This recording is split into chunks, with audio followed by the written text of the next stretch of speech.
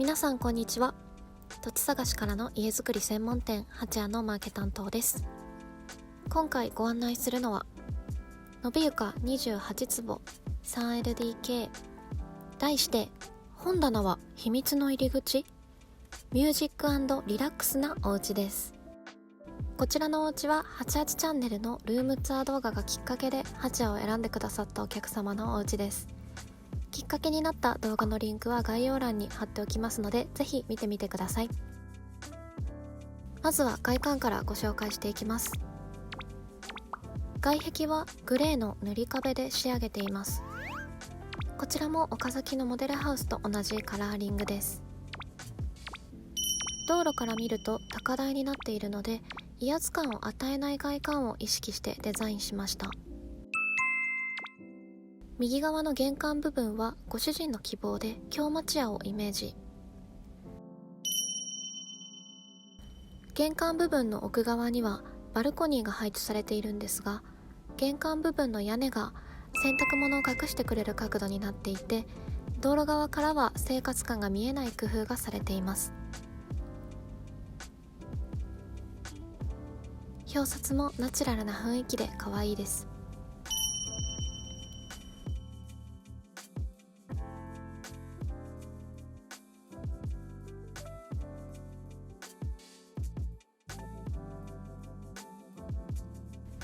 玄関横の開口は京都の路地裏に続く道をイメージしています。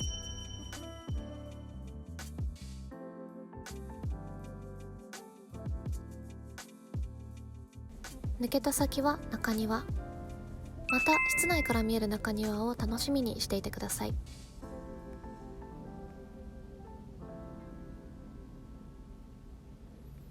それでは中に入っていきます。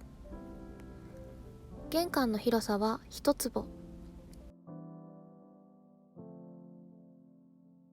コンパクトながら備え付けのシューズボックスは約40足ほど収納できちゃいます。玄関扉を開けて正面に見える足元の開口からは中庭と植栽が望めます。ご夫婦で行かれた思い出の京町屋のホテルの雰囲気を再現しました。視線が奥に抜けるので実際よりも広く感じる効果があります。続いて LDK に入っていきます。玄関と LDK の間には廊下や扉を設けていません。限られたスペースをできるだけお部屋に使い、開放的な LDK の空間を演出しています。 LDK のポイントは大きな窓と吹き抜け。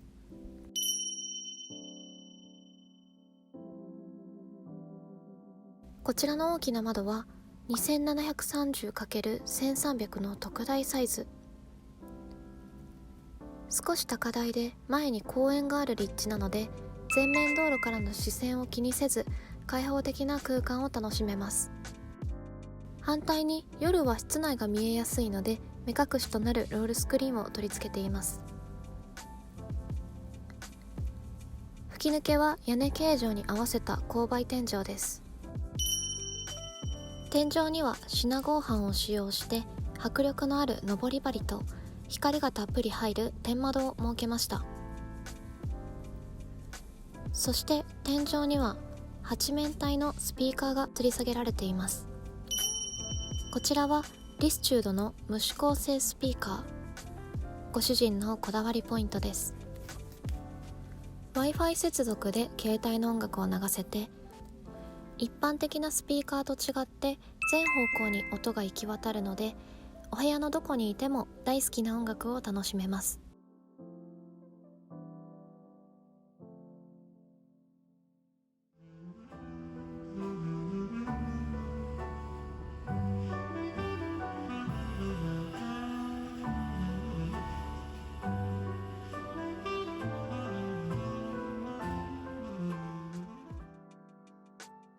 壁掛けテレビの上には DVD デッキやリモコンを置けるよう造作で棚を設けました。ソファー横はご主人のスペース。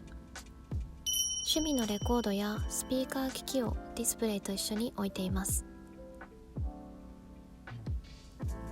階段側には中庭が望める窓を配置。視線が奥に抜けるので開放感も演出しながら光もしっかり取り込んでいます。そんな窓を遮らないように階段は窓にかかる部分のみアイアンを使用しています。下の部分は収納やディスプレイスペース、お子様のおもちゃスペースとしても活用できます。その横、小さく開けられたスペースはルンバのお家。中にはコンセントがあるのでルンバが自分でここに帰ってきて充電してくれます。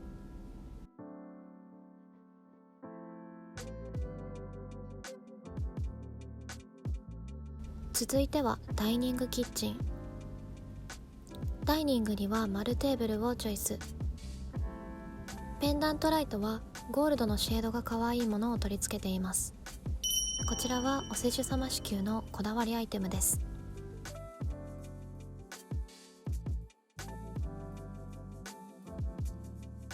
キッチンはタカラスタンダードのオフェリア。ブラック系でまとめてちょっぴりインダストリアルな雰囲気になっています。フラットなワイドタイプで配膳や片付けもしやすく、ダイニング側に収納とカウンターもついています。天板は人造大理石のモデレートブラック。カップボードもキッチンと同じシリーズです。扉はメラミン化粧板のマットなタイプをチョイス。落ち着いた雰囲気に仕上げています。冷蔵庫スペースを作ったことで生活感を隠してキッチンスペースをおしゃれに演出。隣のグリーンの扉はパントリー。食品や食器を収納しています。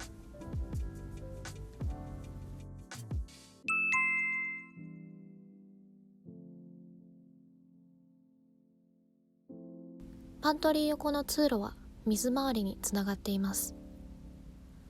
通路入ってすぐ右、パントリーと同じグリーンの扉は階段下スペースを活用した収納。季節物や掃除機など少し大きなものもしまっておけます。通路正面の黒色の扉はお手洗いです。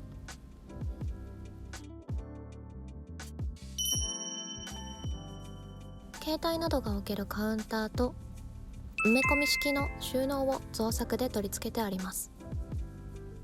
どちらもあると便利なアイテムですね。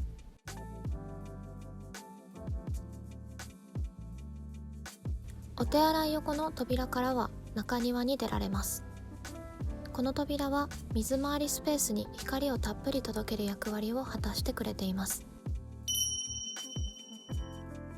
続いては洗面スペース。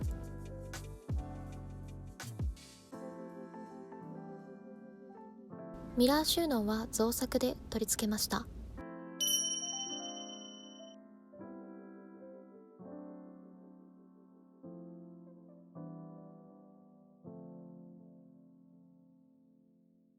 洗面化粧台はパナソニックの C ライン。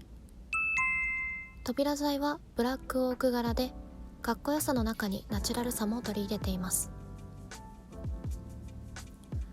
洗面横にはまたまた収納が。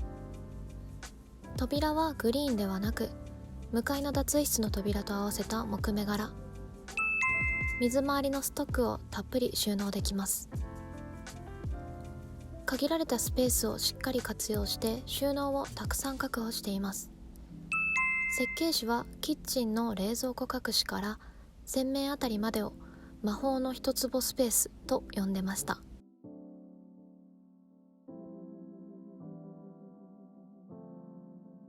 続いて2畳の脱衣室。お手洗いと同じクッションフロアを使用しています。高めに配置された窓はたっぷり光を取り込んでくれます。電気を消してもこんなに明るいです。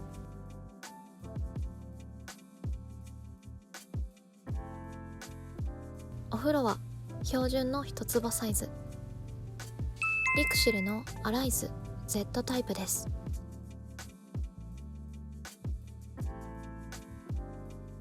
キッチンに戻って、キッチン横にある黒色の扉は主寝室につながっています。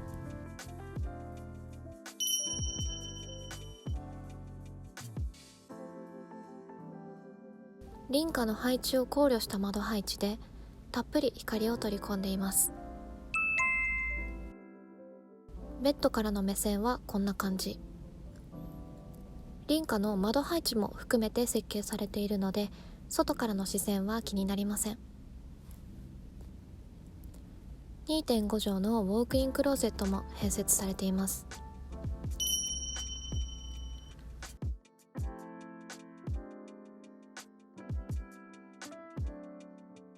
続いて2階に上がっていきます。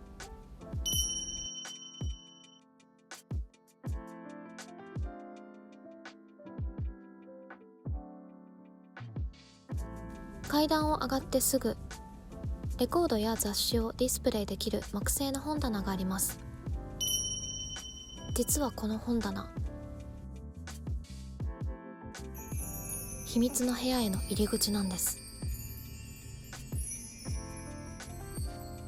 こちらは奥様の趣味部屋。広さは4畳ほどで、趣味の読書を楽しみながらゆったりくつろげます。窓やエアコン用のコンセントも配置。リビング側の開口からは勾配天井と上り梁が見えます。リビングのスピーカーから流れる音楽も楽しみながら快適に過ごせる空間となっています。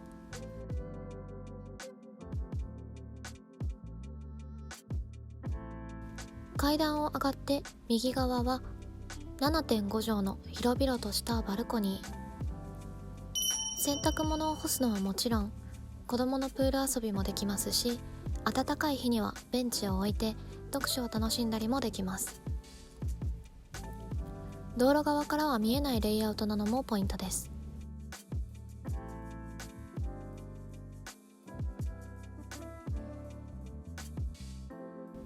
2階ホールにはオープンタイプのクローゼットが設けられています。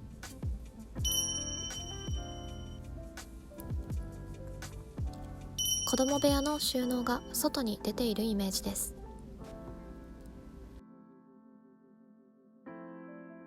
向かいには 3.75 畳の子供部屋が2部屋。4畳に満たないですが、その分ホールに収納を設けているので、広さとしては十分となっています。